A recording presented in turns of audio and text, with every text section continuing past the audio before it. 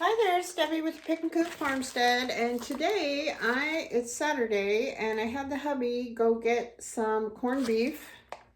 He does not like it, so I don't really cook it up on St. Patty's Day, which I absolutely love it. So I figured while the getting is good, he grabbed me 2 of these big dudes, and I'm going to try canning it up. I've never done that before, so I thought I'd bring you folks along for the ride.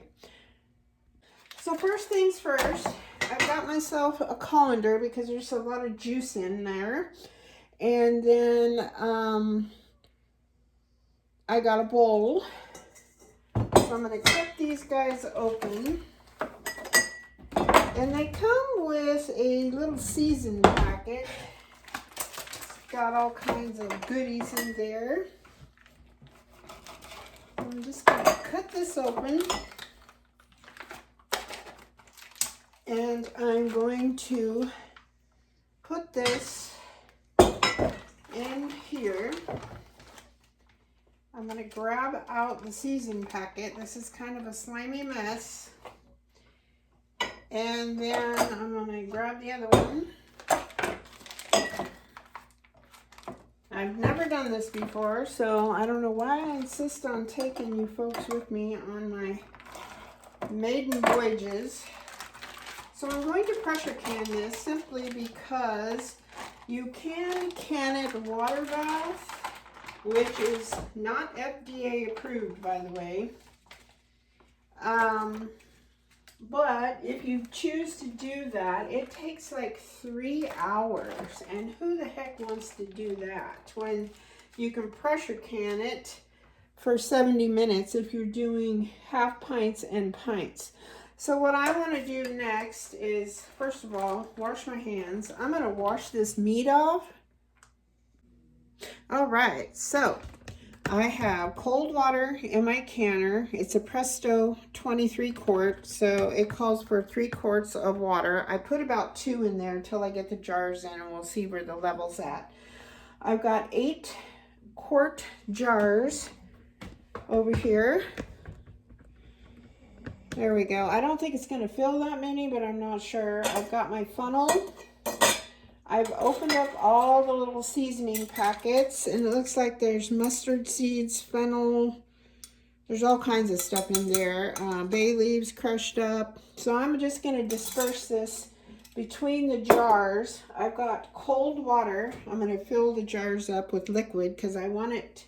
Normally, I dry pack these things for meat, but I want the seasonings to percolate with the meat. That's part of the charm of the corned beef. I've got my lids, my 4 jars lids.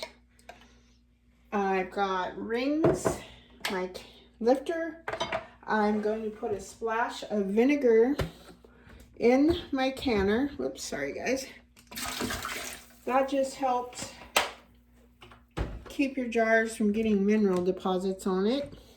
I have a clean rag with my vinegar, and I've got my rinsed off corned beef. So we are going to go ahead and chop this up and start filling the jars. I'm going to get these 2 out of the way. I don't even think I'll need them. And I've got a sharp knife. Actually, let's make sure it's sharp.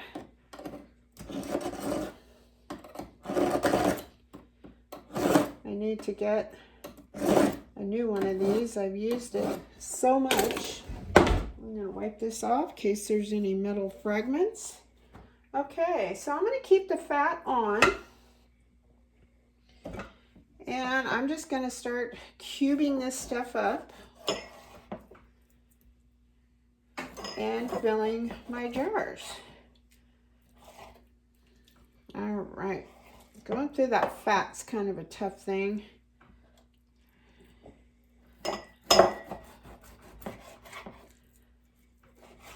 There we go. So let's just fill 1 jar. I'm not going to make you watch me fill every single jar. And I'm just going to cut them in cubes about that size.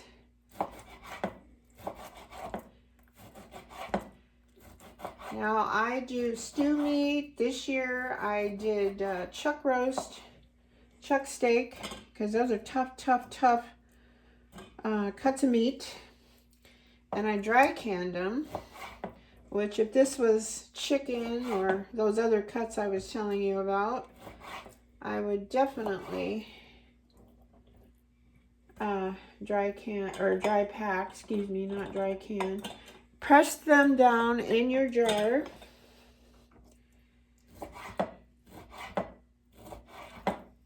There we go.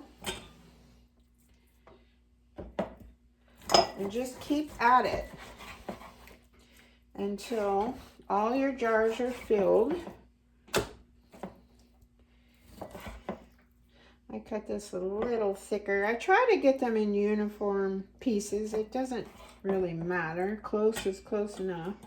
Now 1 inch is at this first ring. Excuse my shaking hand. So you can go 1 inch, 1/2 inch, and then 1/4 inch. There we go. And the meat shrinks down quite a bit. So I'm going to call that good. Let me give you a close-up look at this, because remember, we are putting some liquid in there. And then we're just going to keep going until we get every single jar that we need filled. So that was actually, with this, about 1/2 one. The other one was larger. I should have looked at how much they weighed. I guess that would have told us. But this way, once I can this, I can pop one open, heat them up, and I can have instant corned beef.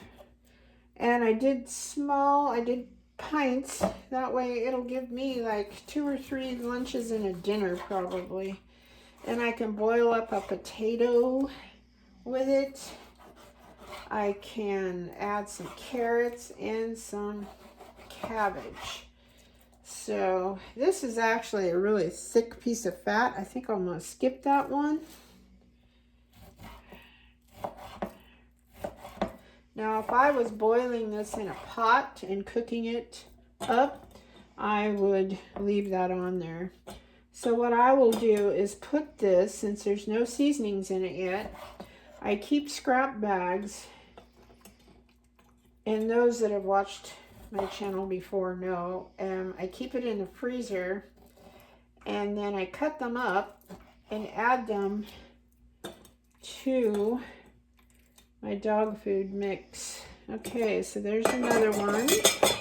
All right, I'm just going to keep going until I get them all filled, and we'll be right back. All right, my lovelies, ended up with 6 pints, and later on, before I finish the video, if I can remember, I'm going to go back and look and see how many pounds of corned beef that is. So as you can see, I don't have a whole lot of seasonings in here, so I'm using 1/4 teaspoon at first per jar. Try to disperse this equally. And it looks like we'll do half, half, half.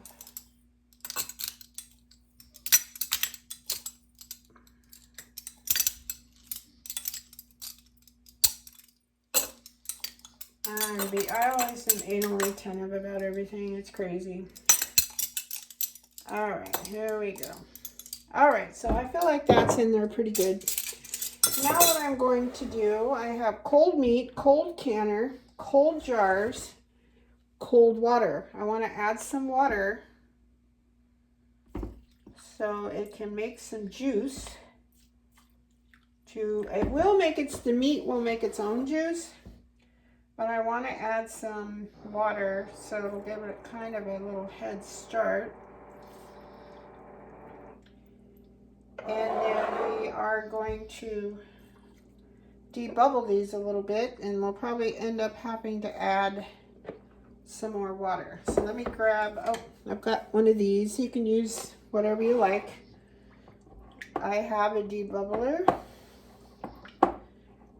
but this also allows the water and the seasonings. Now, had I been using my noggin, well, I would have filled the meat up halfway and put the seasonings in the middle. But since I didn't know how much I was getting, I did it this way. So, well, I guess I did it this way on purpose. So we're debubbling, we're kind of stirring it around, we're getting the seasonings evenly distributed. And this one's going to need a smidge more water. I don't want to go over 1 inch headspace. I think that'll be good.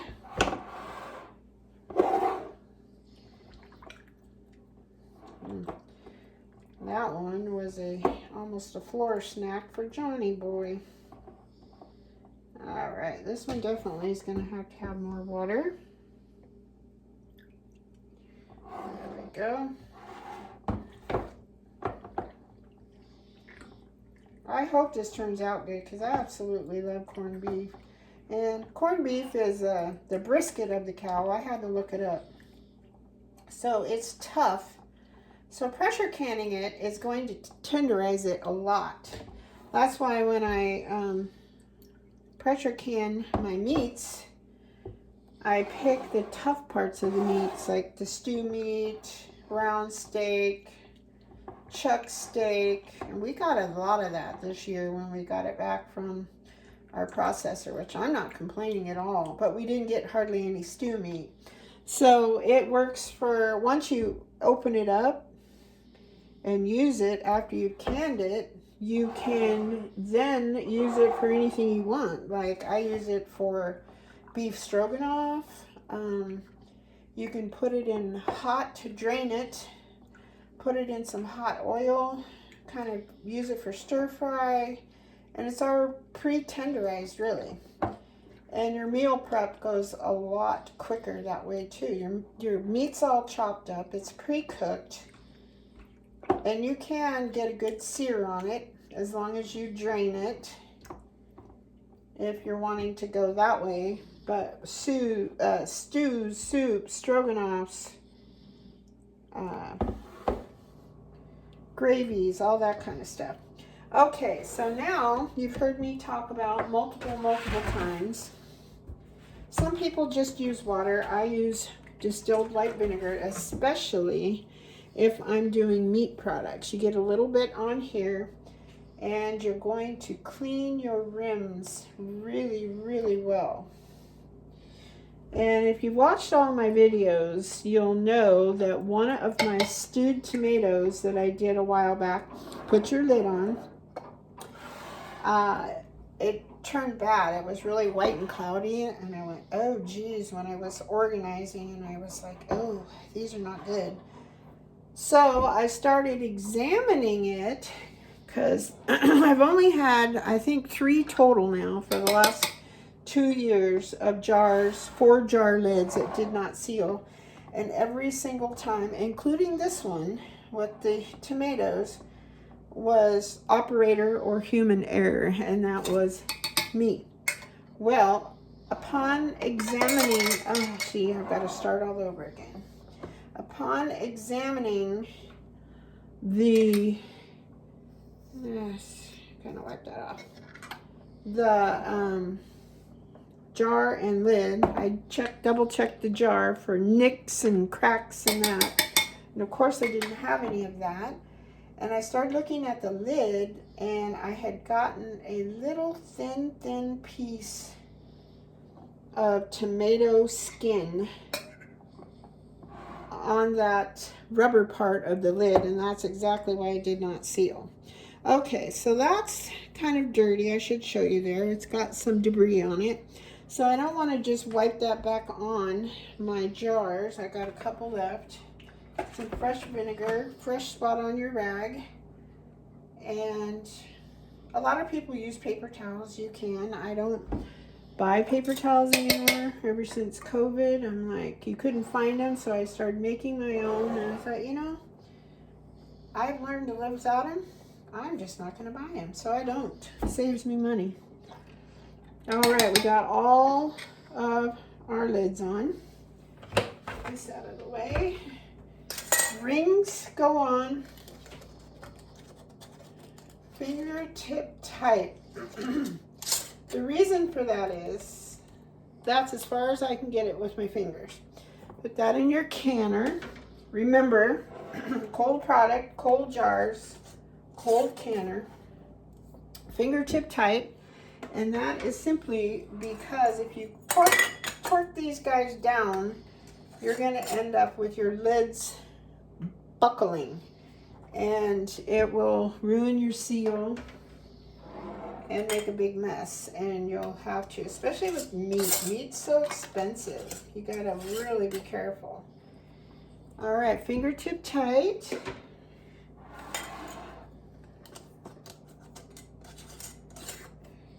There we are. And one more. Okay. So now we're going to come over to the canner. I think my canner will hold like 7 wide mouth, I think, in here. And I'm kind of stretching them out a little bit. Bring it a little closer. There. Now, I need to check. There's an arrow over on my lid right here, and you line the lid up with that. But there's also a mark on the side. Oh, I might want to take my weight out of here. All right, here we go. That would have been a horrible thing. And there is a line in here. I need to add a little bit more water, because as you add your jars, it raises your water level. All right, it's hard to show you that because the lighting is not real good right here.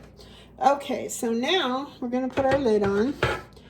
I've already checked, I call it my blowhole, my steam spout here. It is clear. You know, the other thing I do want to do after so many loads, because you always wash the rubber ring, I need to oil this. So let's do that real quick. All right, so I'm just going to use some avocado oil. I'm going to use this same rag that I used the vinegar on, but I'm going to find a dry part of that rag and just dab a little oil on there. And I just run my rag around this ring. This preserves your gasket. That's the correct terminology for the ring. And also it makes your seal better. Then I take another dry part of the rag and wipe any excess off of there. That goes back inside of your canning lid, and there's like a little lip here. If you can see, this is pressed down, up, down, up. That's the way that works. All right, then we're going to come back over here and we will put this on. I'm getting everything backwards today. There we go.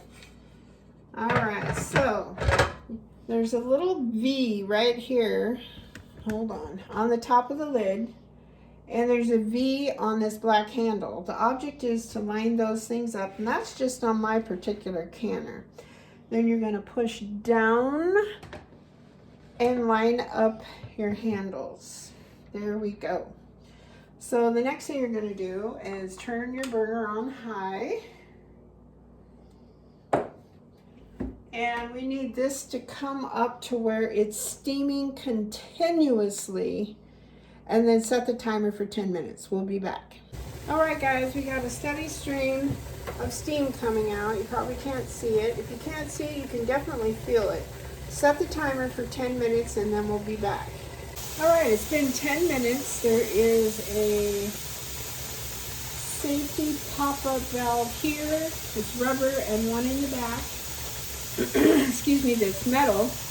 You want to make sure both of those are engaged. It's been 10 minutes to build up pressure. You're then going to put your weight on. My canner is a gauge canner. It goes by pressure. And so what you're going to do is you're going to wait till this needle is at 0. It's going to come up to about 15, and this little guy will start rocking back and forth, which is nice because I can go on about my business and not sit here and stare at this the whole time till I get up to pressure. And my altitude, you need to be between 13, 14, 15. I never go over 15. And then that's when you're going to start your timing.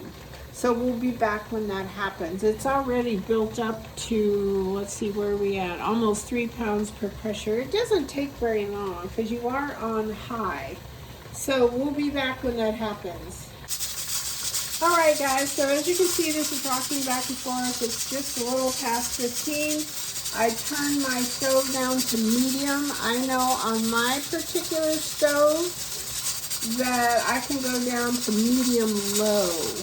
So you want to go as low as you go to maintain your pressure. All right, so we'll be back. And then you start your timer, start your timer for 75 minutes because it's quarts. If you're doing, or excuse me, pints. If you're doing quarts, the big jar, that's going to take you at least 90 minutes with the pressure canner. Okay, we'll be back. All right, so my timer went off. I'm going to turn off my burner, and we need to let this come all the way.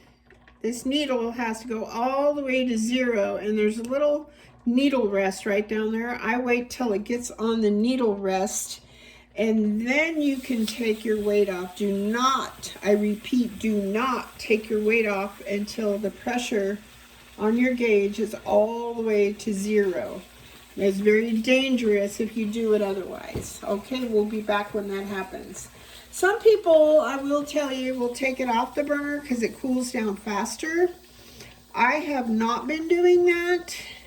I just let everything cool down naturally, and I don't move this around, especially with wintertime. There's a big fluctuation in temperature because it's colder. And I find that I have a lot less siphoning. So, and siphoning, for those of you who don't know, is when the liquid comes out of the jar. Okay, we'll be back in just a little bit. Okay, our needle is all the way, all the way down to 0, resting on the needle rest. We're going to take our weight off. It's been that way for a while, but I was doing an F2 kombucha, a triple berry, which I'm excited about. The rubber safety valve is down. The metal safety valve at the back is also down. There's no steam coming out of here, so it's actually safe to take our lid off. Now, I'm going to turn this clockwise, and when you lift this up, the lid, lots of steam is going to come out, so you can still get burnt really, really bad. Actually, steam can cook you from the inside out, basically. So you're going to lift it up with the underneath part away from you. This gauge is going to go towards you. So we're going to lift it up. There's a lot of condensation that needs to drip off of there. And it's over there. Ooh, it smells like corned beef. I'm super excited.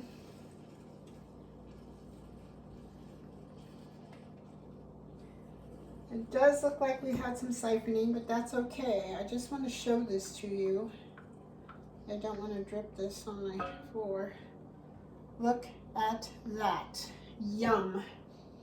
Now the meat is floating on top, if you noticed. Once it cools off, let's move this a little closer. Once it cools off, the liquid will be towards the top. Yum. So what I'm going to do, I take all these out, and I'm going to let them cool on my countertop for 24 hours. And then I'm going to take the rings off, and I have a video on how to do all of that, and to check your jars to make sure they all sealed. And I make sure that the centers of the lids are all the way down. You don't want the buttons sticking up. They have to go all the way down. That one just went down as I set it on the towel.